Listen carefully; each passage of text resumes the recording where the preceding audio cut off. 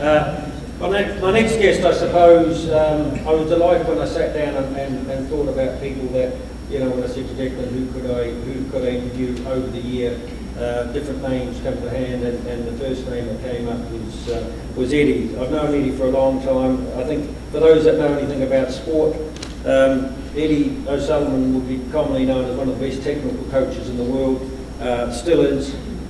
Certainly his record speaks for himself as far as an Irish coach is concerned. 3 Triple Crowns when he was in charge, I think the most of any country in the Six Nations. Lions coach, coaching at club, provincial level. Very successful, very motivated, you would say definitely from the sporting perspective, a high achiever. And I think, we'll talk to Eddie something about, what he may have done differently if he had the time again. But I'd love to welcome Eddie O'Sullivan.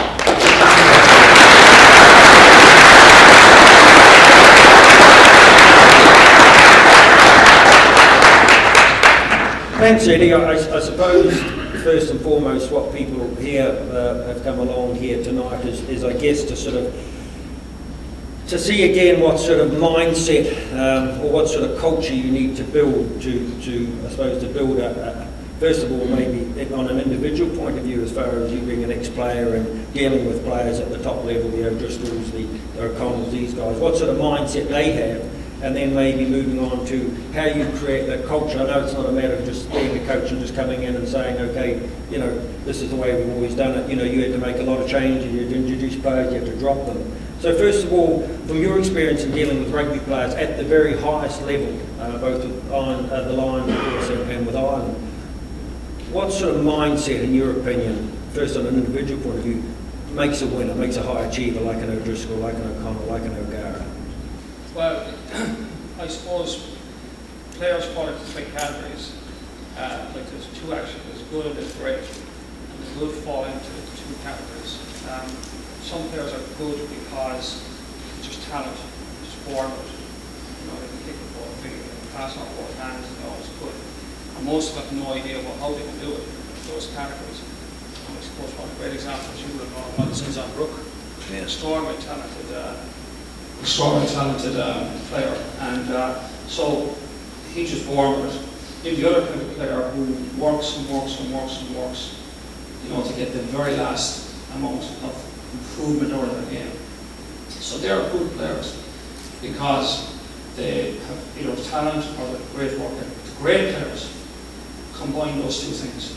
They have fantastic talent. You can't become a great player without talent. God-given talent.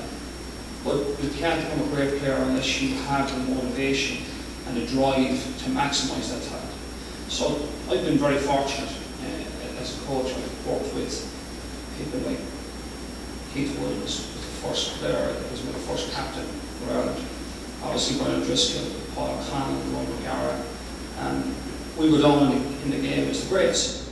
And that was probably the defining aspect of them, is that they had talent, but they had incredible motivation. And I think it leads to a very interesting thing for me when you're coaching this, to select players. And I always talk about if you have 2 types of player, he's not a great player, he's a good player. I talk about the guy that has talent, but it's not driven to use it. I call those the if onlys.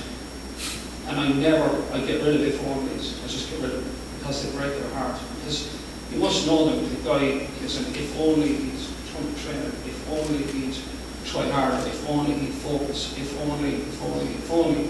And they will kind of lead you astray because they go some days they can play like God sent them, and you go, it's brilliant, they're back, and then they go off, they drift off.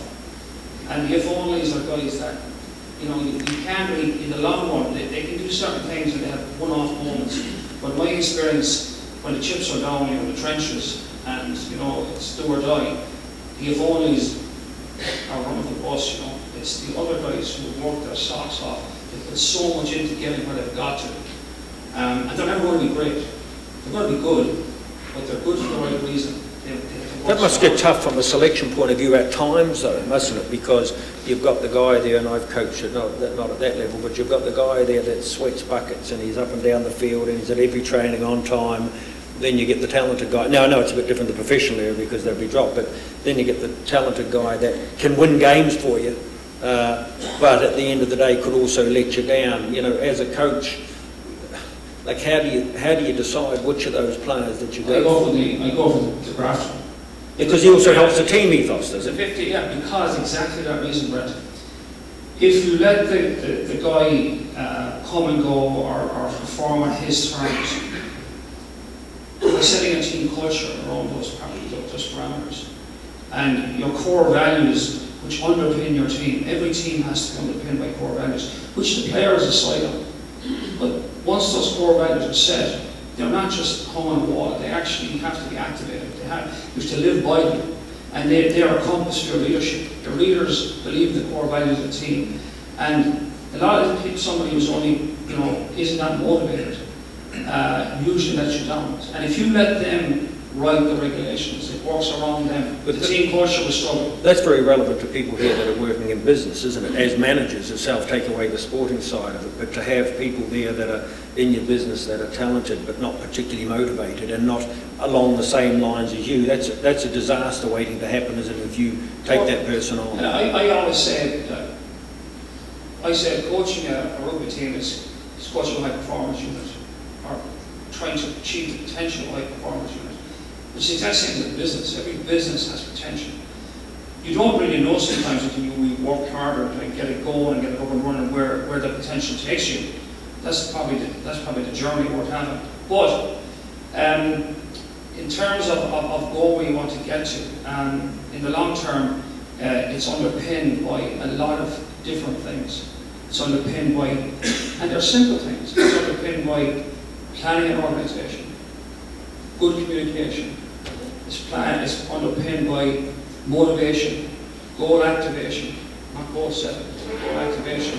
What's the difference now between, for those, their goal activation and goal setting is different?